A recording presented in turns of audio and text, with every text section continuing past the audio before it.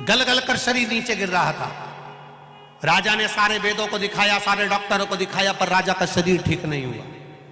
आखिरी में राजा ने विचार कर अब करूं तो करूं क्या। गुरु जी के पास गया, गुरुदेव मेरे शरीर में एक रोग लग गया, शरीर टपक टपक कर जमीन पर गिर रहा है गुरुदेव, मेरा शरीर गल रहा है गुरुजी, आप बताओ कुछ अच्छा बता दीजिए। गुरुजी ने कहा राजन तेरा शरीर गिर रहा है, हाँ टपक रहा है, हाँ शरीर गल रहा है, हाँ।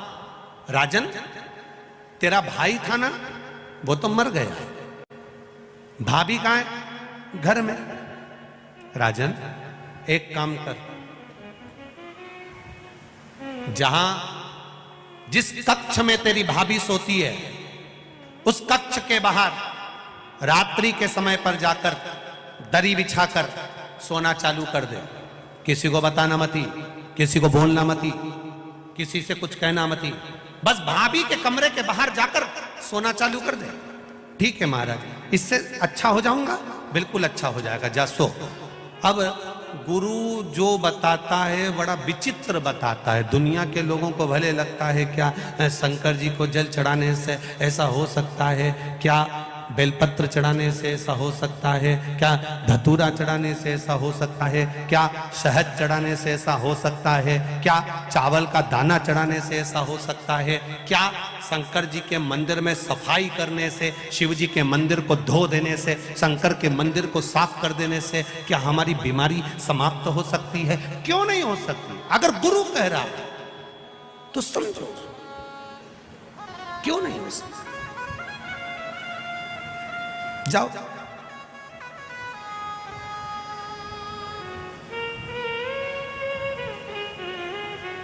अब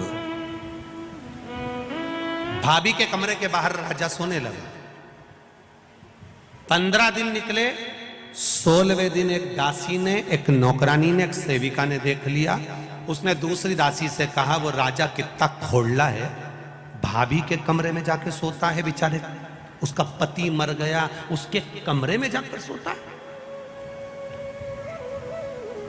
भाई मर गया और राजा भाभी के कमरे में जाकर सो रहा है।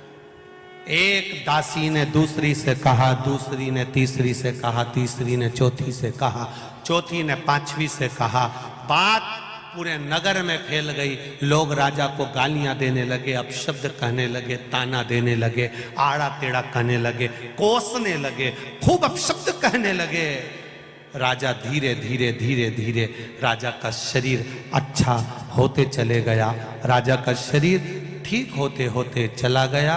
राजा एक नारियल लेकर, श्रीफल लेकर गुरुजी के पास पहुंच गया।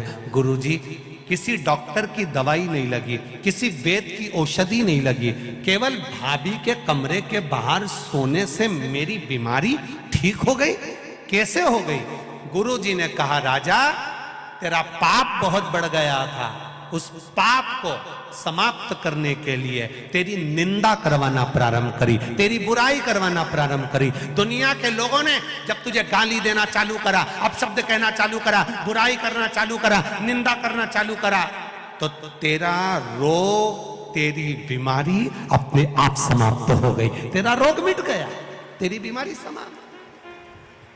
तुम देखना, अपने अपने घरों में देखना, बहू का घुटना दुख है, बहू की कमर दुख है, बहू की पीठ दुख है, बहू का सिर दुख है, बहू का हाथ दुख है, बहू का पांव दुख है, और 70 साल 80 साल की डोकरी का कुछ नहीं दुख है।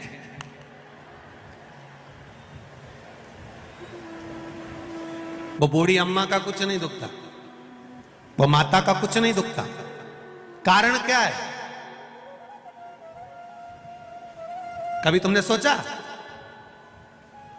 अरे ओ बदनावर वालों, कभी विचार करा कि सास का कुछ नहीं दुखता? सवेरे 4 बजे 5 बजे उठती, झाड़ू लगा लेती, दांत अभी तक जोरदार, चना भी खा जाती, और तू देखे तो 2-3 बार तो कुल्ला करके आती, आंखें इतनी बढ़िया कि अभी भी सुई में धागा पिरो ले, और तू सुई में धागा पिरोए तो 2 बार चश्मा को उतार के साफ करके फिर चढ़ा ले। कभी विचार करा? सवेरे 4 बजे से घर की बुजुर्ग मां काम में लग जाती है। 4 बजे से गोबर झाड़ू बर्तन ये वो करते करते करते करते सवेरे जल्दी नहा नुहा के मंदिर जाके फिर आके काम में लग जाए। रात को सोते सोते तक भी कोई काम बता दे तो वो काम कर दे। मेहमान आए पानी पिला दे, रोटी बना दे, सब्जी बना दे, खिला खिलू के नची। और तेरे शरीर में कष्ट, बहू का हाथ दुखे, पांव दुखे, सिर दुखे, कमर दुखे, कभी विचार करा कि बूढ़ी माँ को कुछ नहीं होता और तुझे क्यों होता? उसका कारण केवल एक ही है, घर की बहू मायके में जाकर सास की इतनी बुराई करती, इतनी बुराई करती, इतनी बुराई करती कि सास एकदम जोरदार होती चली जाती है। सास बीमारी नहीं होती क्योंकि बुराई करते करते करते करते उसके पूरे रोग पूरी बीमारी समाप्त। इसलिए सास होन आज भी एकदम ओल्ड इज गोल्ड, आज भी जोरदार। अब मेरा बहुओं से निवेदन है, सास को जल्दी निपटाना है तो बुराई बिल्कुल मत करो। तुम जितनी जितनी बुराई करोगे ना, सास उतनी जोरदार खजूर वाली चोटी बना के हार वार पहन के झामर झुमका पहन के चलेगी। और तुम बुराई करना बंद कर दोगे तो सास भी धीरे धीरे धीरे धीरे धीरे धीरे फिर पलंग पे मिलेगी। अगर तुम जितनी बुराई करोगे उतनी वो रसोई घर में मिलेगी। जल्दी निपटाना है तो बुराई करना,